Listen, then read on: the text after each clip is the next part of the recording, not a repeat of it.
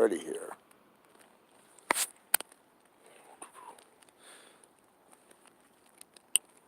Alrighty, ladies and gentlemen.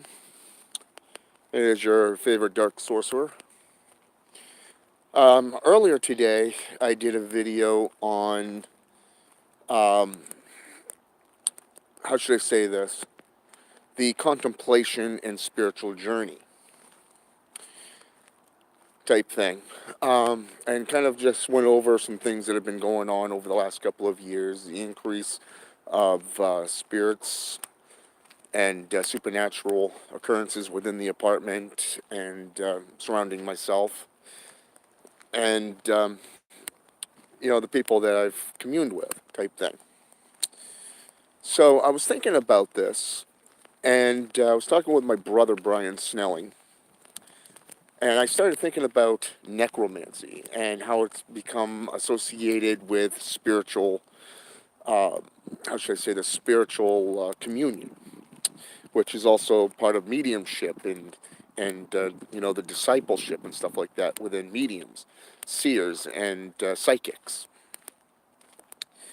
So I thought I'd drop a few names down to help those who wish to get into necromancy, because in one of the groups that I'm in on Facebook, there was a lady that said that she's been thinking and contemplating on getting into necromancy, but didn't really know where to start. So there's a few names that I could drop down here. Ask Connolly Reeser. Ask Connolly, for an example. She has numerous books. Her earliest books really discuss in detail necromancy. Long before she started getting into demonolatry. Her work is spectacular. I've done quite a few rituals from her books. I've paid a lot of attention, and I'm also a follower of hers. Because I own most, if not, about all, if not most of her books. And the second name that I'd like to drop down, based off necromancy, happens to be Lucian Raphael. His work on necromancy is very, very good.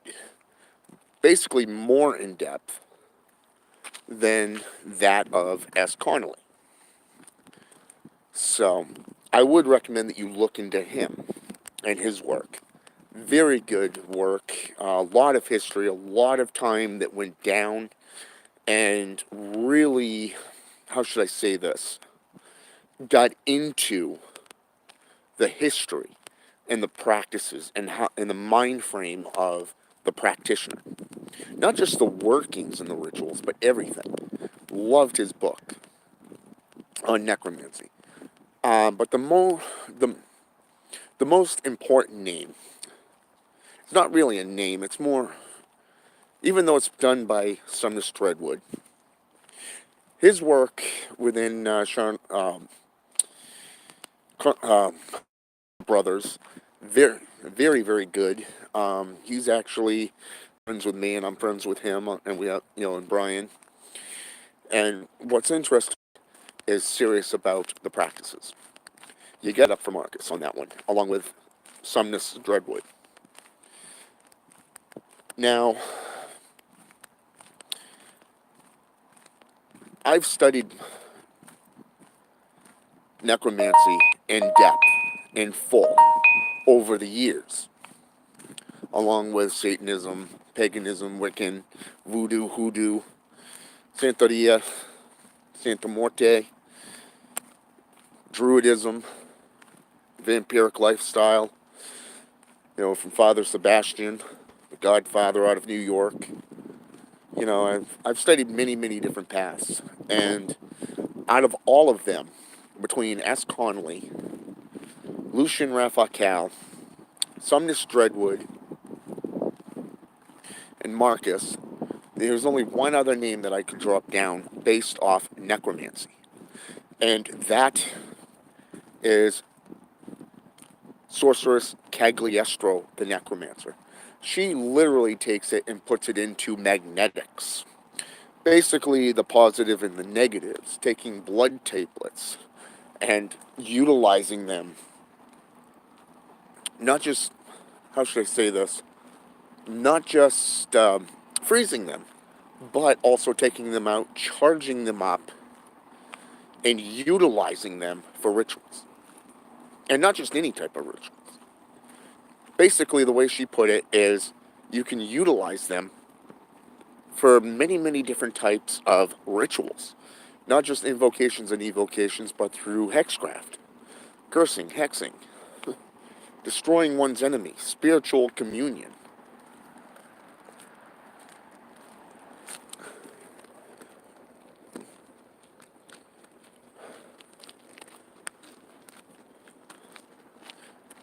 So there's really many different aspects that is worthy to note about this, especially through blood sorcery.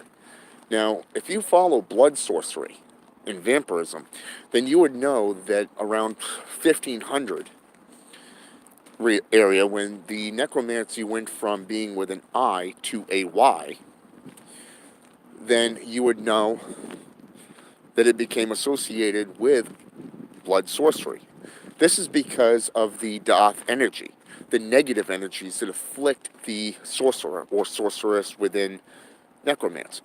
Because of the death energies, it affects the practitioner on a physical level. You know, the rotting of, say for example, the teeth or the joints, the aches and pains, you know, a whole bunch of different areas that this applies to. So when we look at necromancy, it's a very powerful art. It's one of 7 that were classified as the forbidden arts.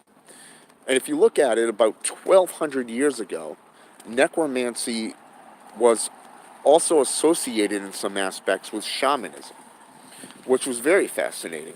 You know, about 6 years ago, I found that out, and it was like, wow, I didn't realize that. Because it was around the time I started associating with becoming a minister. About, roughly about 7 to 10 years ago, really. I was becoming an ordained minister. I was associating with churches and kind of just doing what I had to do to become a minister. So it was kind of cool when I found that out, that it was associated in many different ways, not just through blood sorcery, but also through herbalism, alchemy. All these things apply just to necromancy. So when we get into necromancy, these are the works and the authors that I would recommend to you as a necromancer myself. You know, this is one of the towers that I was actually, contemplating on, while studying the Cabal books by Sumnus Dregwood. And what's interesting to note here is that Marcus actually told both my brother Brian Snelling and myself that it's okay to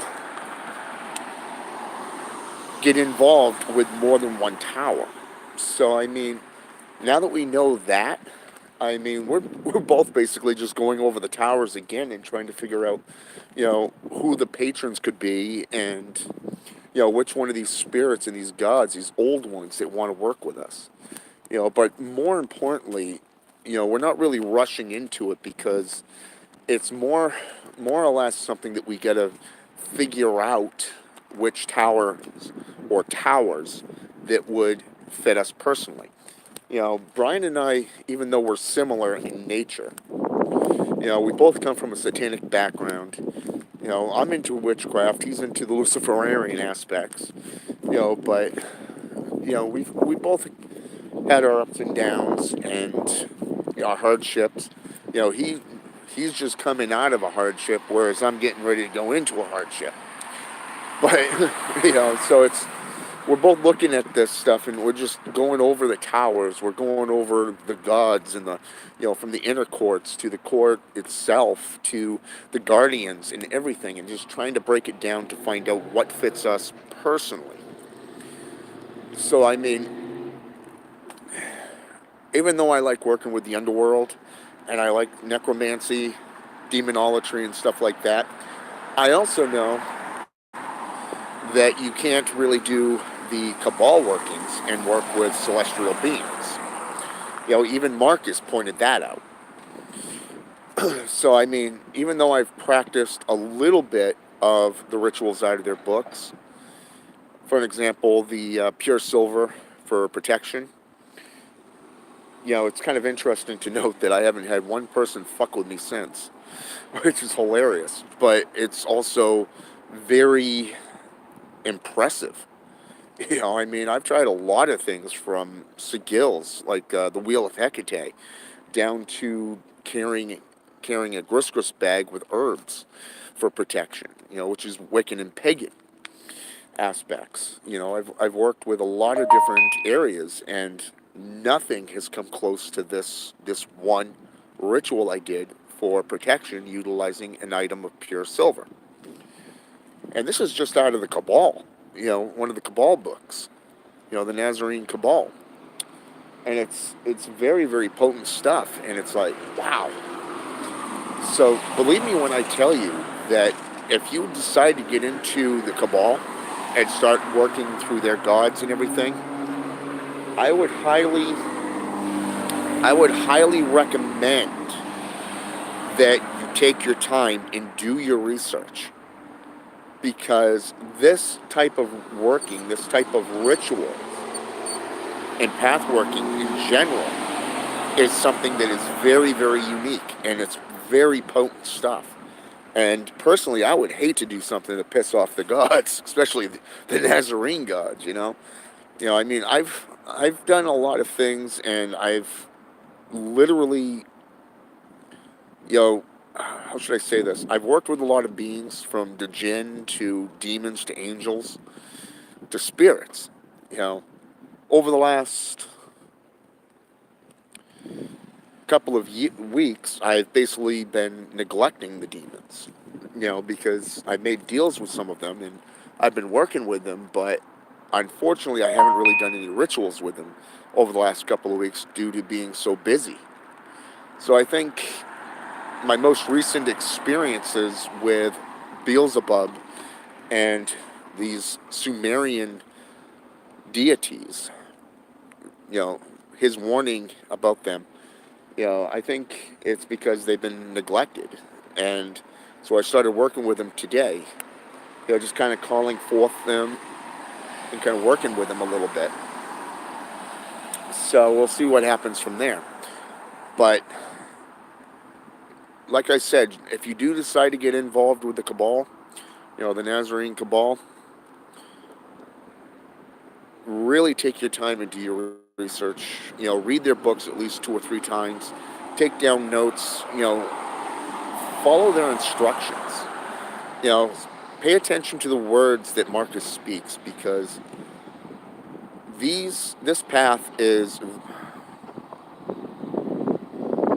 well, let's just say I'm humbled by this path because of the fact that just from what I've experienced and what Brian has told me happened, down where he lives, down in Louisiana, after he booted Arioch to the curb, and then and utilizing the sigils for protection by the Nazarene, not the Nazarene, but the Cabal themselves. It's very powerful. I mean, I'm very surprised with what happened down there with him. It was just a matter of finding out the right combination, the right directions for him to use those seals of protection. And it's, and then what happened afterwards, it's like damn. And I mean, dealing with the protection thing that I did, that's even powerful. So really take your time. And as you can see, Brian just posted on here, it's untapped power. And it really is. It's things that you don't expect. It's things that it's so powerful that you don't really want to fuck around with it. You really want to take your time and learn, grow, and mature within it. And that's what I recommend for you. So, really do that, okay? And I'm actually getting ready to head into a restaurant where I'm meeting some friends. So, I mean, and I do have my item of protection on me. So, I mean, it's working, so you can see that. But more importantly, I'll be going home later and delving right back in within a couple of hours, probably about 3 hours, and getting back into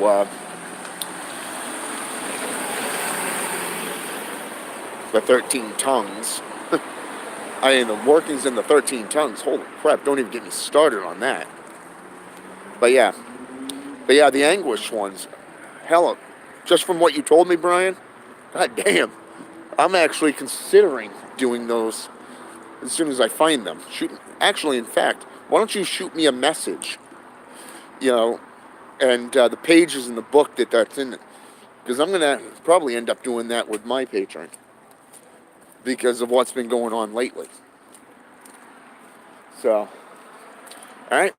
But until next time, really take my warning. All right.